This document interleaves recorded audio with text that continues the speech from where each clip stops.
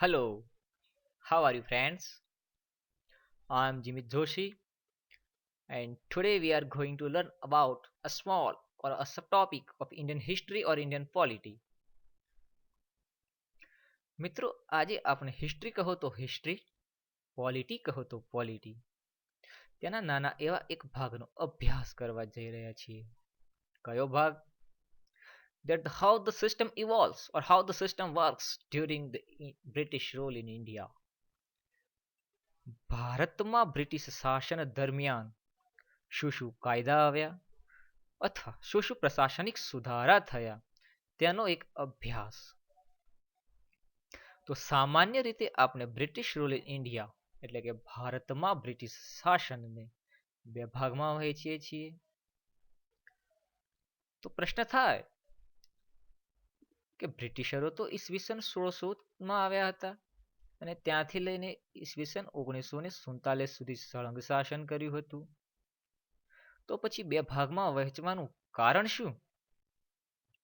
તો આપણે એક વાત ધ્યાને લઈએ કે ઈસવીસન 1600માં જ્યારે બ્રિટિશરો આવ્યા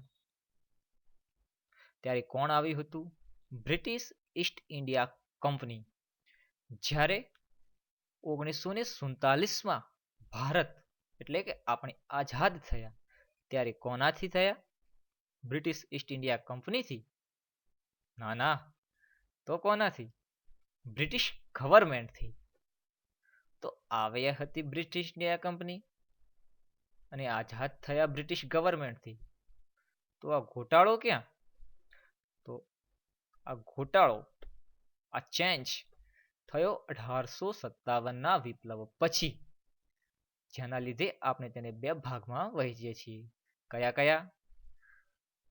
1773 થી લઈને 1858 સુધી જે શાસન હતું બ્રિટિશ ઈસ્ટ ઇન્ડિયા કંપનીનું શાસન, નહીં કે બ્રિટિશ ગવર્મેન્ટનું શાસન, નહીં કે બ્રિટિશ પાર્લિયામેન્ટનું શાસન.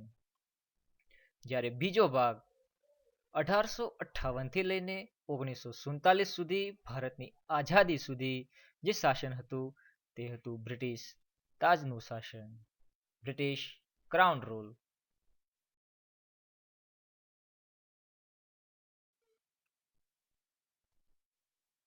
તો સૌપ્રથમ આપણે અભ્યાસ કરીશું રેગ્યુલેટિંગ એક્ટ 1773, નિયમન ધારો 1773. બ્રિટિશ સરકાર દ્વારા ઈસ્ટ ઇન્ડિયા કંપનીની મોનોપોલીને કંટ્રોલ નિયંત્રિત કરવા માટે જો કોઈ સૌપ્રથમ કાયદો લાવવામાં આવ્યો હોય તો તે હતો regulating act 1773. British prime minister lord નોર્થની કમિટીની ભલામણોના આધારે જેને લાવવામાં આવ્યો હતો. આ નિયમન ધારાના આધારે ભારતમાં સૌપ્રથમ કેન્દ્રીય વહીવટનો પાયો નંખાયો. જે આપણે શાના આધારે કહી શકીએ? તો બંગાળના ગવર્નરને ગવર્નર જનરલ ઓફ બંગાળ બનાવવામાં આવ્યો, જ્યારે બોમ્બે અને મદ્રાસના ગવર્નરને તેના તાબા હેઠળ મૂકવામાં આવ્યા. જેના આધારે આપણે કહી શકીએ કે ભારતમાં કેન્દ્રીય વહીવટનો પાયો નંખાયો. આ જ રેગ્યુલેટિંગ એક્ટ મુજબ સુપ્રીમ કોર્ટની કલકત્તામાં સ્થાપના કરવામાં આવી, જેમાં એક મુખ્ય ન્યાયાધીશ અને 3 અન્ય ન્યાયાધીશો હતા. જેમાં પ્રથમ મુખ્ય ન્યાયાધીશ બનનાર હતા સર એલિઝા ઇમ્પે. આ નિયમન ધારા મુજબ કંપનીના કર્મચારીઓને સ્વ-વ્યાપાર તથા ભારતીયો પાસેથી ભેટ અને લાંચ લેવાનું પ્રતિબંધિત કરવામાં આવ્યું. કોર્ટ ઓફ ડિરેક્ટર્સ એટલે કે નિયામક મંડળની સ્થાપના થઈ, જેનું કાર્ય હતું કંપનીના કાર્યોનો બ્રિટિશ સરકારને અહેવાલ સોંપવો. જ્યારે એક્ઝિક્યુટિવ કાઉન્સિલની સ્થાપના કરવામાં આવી એટલે કે કાર્યકારી પરિષદ બનાવવામાં આવી, જેમાં 4 મેમ્બર્સ હતા, જેઓનું કામ હતું ગવર્નર જનરલ ઓફ બેંગાલને મદદરૂપ થવું.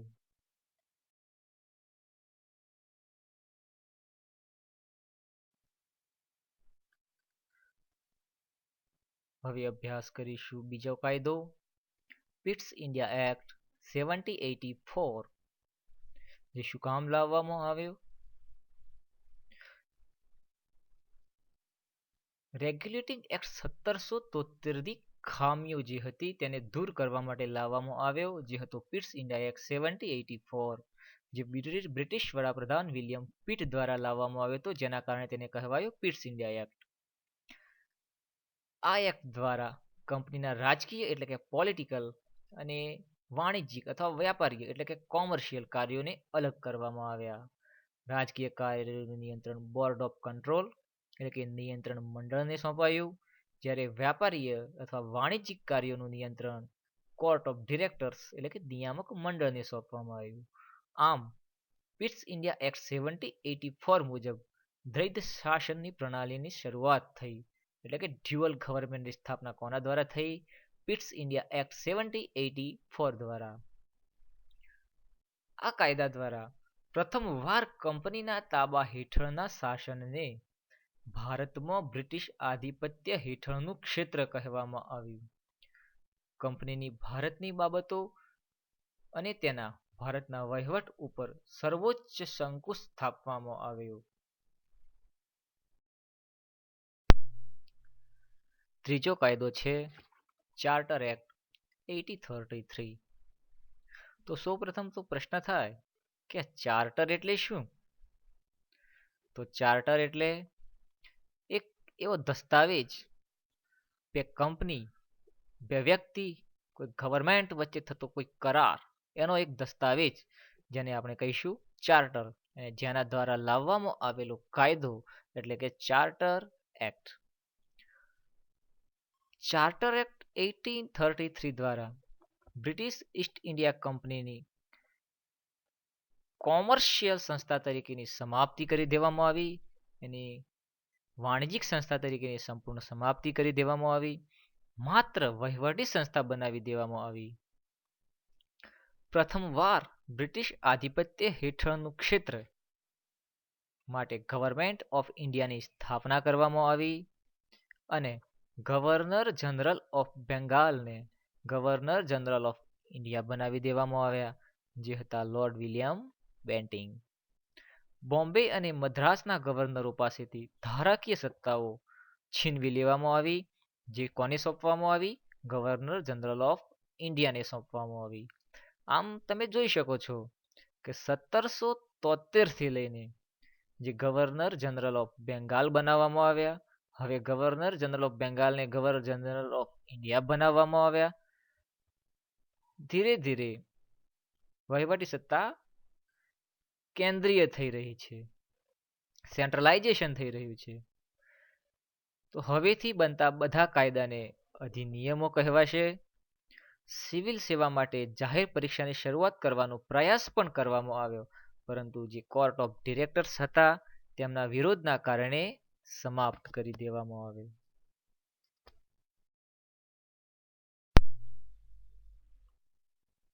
હવે આપણે અભ્યાસ કરીશું ચાર્ટર એક્ટ 1853. Charter act 1853. તો ચાર્ટર એક્ટ 1833 દ્વારા જે ગવર્મેન્ટ ઓફ ઇન્ડિયાની સ્થાપના કરવામાં આવી, ગવર્નર જનરલ ઓફ ઇન્ડિયા બનાવવામાં આવ્યા, તો તેની કાયદાકીય ધારાકીય બાબતો કોણ ઘડશે? ગવર્મેન્ટ ઓફ ઇન્ડિયાની ધારાકીય બાબતોની ચર્ચા કોણ કરશે? તો તેના માટે ચાર્ટર એક્ટ 1853માં ધારાકીય બાબતોનું સરકારના વિશેષ કાર્ય તરીકે સ્વીકારવામાં આવી. ગવર્નર જનરલ ઓફ ઇન્ડિયાની પરિષદમાં 6 ધારાકીય સભ્યોની બનેલી સેન્ટ્રલ લેજિસ્લેટિવ કાઉન્સિલ અથવા ઇન્ડિયન લેજિસ્લેટિવ કાઉન્સિલ બનાવવામાં આવી. આમ આપણે જોઈ શકીએ છીએ કે 1773ના કાયદામાં 4 મેમ્બર વાળી એક્ઝિક્યુટિવ કાઉન્સિલ બનાવવામાં આવી હતી, જ્યારે ચાર્ટર એક્ટ 1853માં ધારાકીય બાબતો માટે અલગથી 6 ધારાકીય સભ્યોવાળી ઇન્ડિયન લેજિસ્લેટિવ કાઉન્સિલ બનાવવામાં આવી. આમ ચાર્ટર એક્ટ 1853 દ્વારા એક્ઝિક્યુટિવ અને લેજિસ્લેટિવ કાર્યોને અલગ કરવામાં આવ્યા. તો આ કાઉન્સિલ ભારત માટે ધારાકીય બાબતોનો વિચાર કરતી હતી. તો કાઉન્સિલ ભારત માટે એક સંસદ જેવી હતી. સનદી સેવકોની પસંદગી માટે ખુલ્લી સ્પર્ધાની વ્યવસ્થા શરૂ કરવામાં આવી, જેના માટે મેકોલે સમિતિની નિયુક્તિ કરવામાં આવી. ઇન્ડિયન લેજિસ્લેટિવ કાઉન્સિલમાં આજે 6 સભ્યો હતા, 6 મેમ્બર્સ હતા. તેમાંથી 4 ભારતીયને પ્રતિનિધિત્વ મળી રહે તેના માટે સગવડ કરવામાં આવી. ક્યાંથી ક્યાંથી? તો બંગાળ, મદ્રાસ, બોમ્બે અને આગ્રાની પ્રાંતીય સરકાર પ્રોવિન્શિયલ ગવર્મેન્ટમાંથી ચૂંટણી દ્વારા 4 ભારતીયોનો સમાવેશ કરવામાં આવ્યો. આગળના અધિનિયમોમાં મુજબ જે કંપનીના શાસન માટે હવે કોઈ ચોક્કસ સમય સુધી પરવાનગીનો ઉલ્લેખ કરવામાં ન આવ્યો.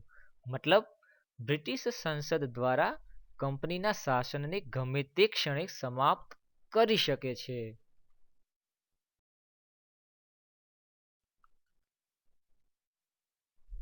હવે આપણે અભ્યાસ કરીશું government of India act 1858, Bharat સરકાર અધિનિયમ 1858. તો ભારત સરકાર અધિનિયમ 1858 લાવવાની જરૂર શું કામ પડી? What was the reason behind that? તો 1857ના વિપ્લવ પછી બ્રિટિશ ઈસ્ટ ઇન્ડિયા કંપનીનું શાસન સમાપ્ત કરી દેવામાં આવ્યું અને ભારતનું શાસન બ્રિટિશ તાજને સોંપવામાં આવ્યું. તેના માટે જે લાવવામાં આવ્યો હતો તો તે હતો ભારત સરકાર અધિનિયમ 1858. તો આ કાયદા અંતર્ગત ભારતનું શાસન મહારાણી વિક્ટોરિયાના તાબા હેઠળ લાવવામાં આવ્યું. ગવર્નર જનરલ ઓફ ઇન્ડિયાના બદલે વાઇસરોય ઓફ ઇન્ડિયા બનાવવામાં આવ્યા, જે હતા લોર્ડ કેનિંગ. તથા આ કાયદા મુજબ નિયામક મંડળ અને નિયંત્રક મંડળની સમાપ્તિ કરવામાં આવી. મતલબ કે બોર્ડ ઓફ કંટ્રોલ અને કોર્ટ ઓફ ડિરેક્ટર્સની સમાપ્તિ કરી દેવામાં આવી. એટલે કે દ્વૈત શાસનની પ્રણાલીનો અંત થયો. તથા ભારતના રાજ્ય સચિવ એટલે કે સેક્રેટરી ઓફ સ્ટેટ ફોર ઇન્ડિયાના પદનું સર્જન કરવામાં આવ્યું. જેઓ હતા પ્રથમ હતા લોર્ડ સ્ટેનલી. તથા તેમની સહાયતા માટે 15 સભ્યોની બનેલી એક પરિષદની રચના કરવામાં આવી. આ પરિષદ એ માત્ર સલાહકારી સમિતિ જ હતી અને આ પરિષદના અધ્યક્ષ ભારતના રાજ્ય સચિવ પોતે રહેતા હતા. રાજ્ય સચિવ બ્રિટિશ કેબિનેટના સભ્યમાંથી જ લેવામાં આવતા હતા તથા તેઓ બ્રિટિશની સંસદને જવાબદાર એટલે કે જવાબદેહ હતા, જે ખાસ નોંધવું રહ્યું.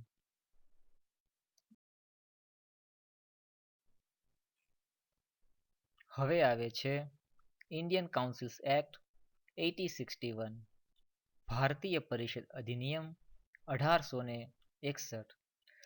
આ કાયદાને વિકેન્દ્રીકરણ કરનાર કાયદા તરીકે ઓળખવામાં આવે છે. તો શું કામ? તો તેના માટે આપણે તેની જોગવાઈઓ જોવી જ રહી.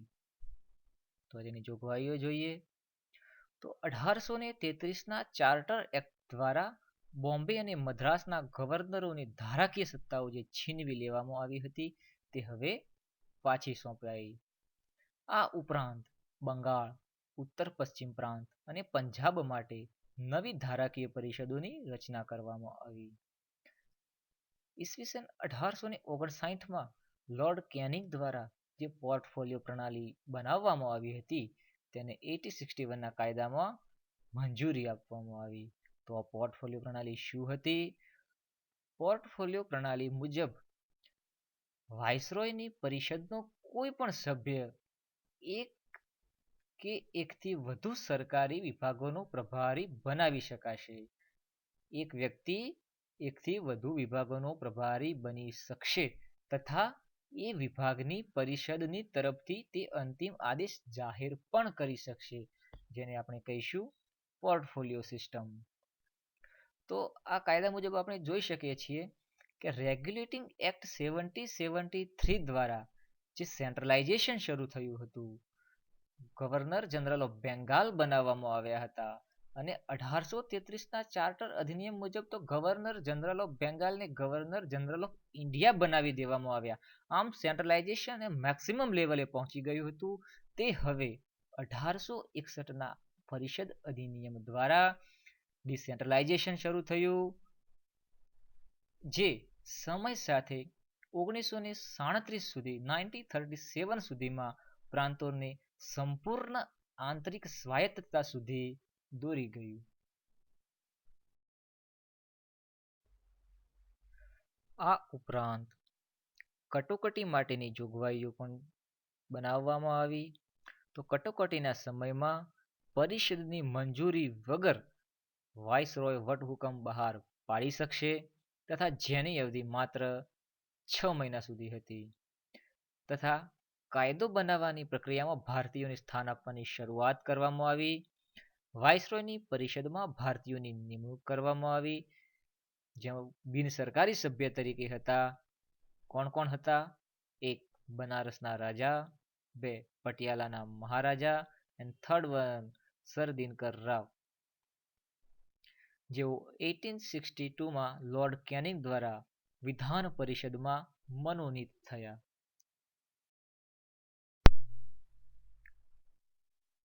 હવે આપણે અભ્યાસ કરીશું ઇન્ડિયન કાઉન્સિલ્સ એક્ટ 1892, ભારતીય પરિષદ અધિનિયમ 1892. આ કાયદા મુજબ કેન્દ્રીય અને પ્રાંતીય વિધાન પરિષદમાં ગેરસરકારી સભ્યોની સંખ્યા વધારવામાં આવી, પરંતુ બહુમતી કોની હતી? સરકારી સભ્યોની જ હતી. ધારાકીય એટલે કે વિધાન પરિષદના કાર્યમાં વિસ્તાર કરવામાં આવ્યો. તો શું શું વિસ્તાર કર્યો? એક, બજેટ એટલે કે અંદાજપત્ર પર ચર્ચા કરી શકશે તથા બે, કારોબારીના એટલે કે એક્ઝિક્યુટિવ ક્વેશ્ચન્સના જવાબ આપવા માટે એમને સત્તા આપવામાં આવી. બીજી પણ એક વાત આપણે ધ્યાને લઈએ કે બ્રિટિશ કાળમાં બજેટ એટલે કે અંદાજપત્રની શરૂઆત 1860થી કરવામાં આવી હતી. આ કાયદા મુજબ બીજી એક જોગવાઈ કે કેન્દ્રીય તથા પ્રાંતીય ધારાકીય પરિષદોમાં ગેરસરકારી સદસ્યોની નિમણૂક માટે એક સીમિત તથા પરોક્ષ ચૂંટણીની જોગવાઈ કરી. ખાસ શબ્દો આપણે ધ્યાને લઈએ. શું જોગવાઈ કરી? એક સીમિત તથા પરોક્ષ ચૂંટણીની જોગવાઈ કરી. આવું આપણે શું કામ કહીએ છીએ?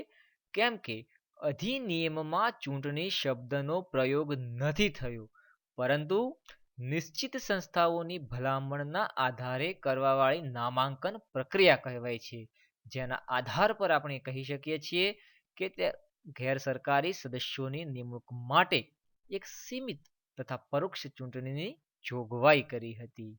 આ હતો આપણો ઇન્ડિયન કાઉન્સિલ્સ એક્ટ 1892.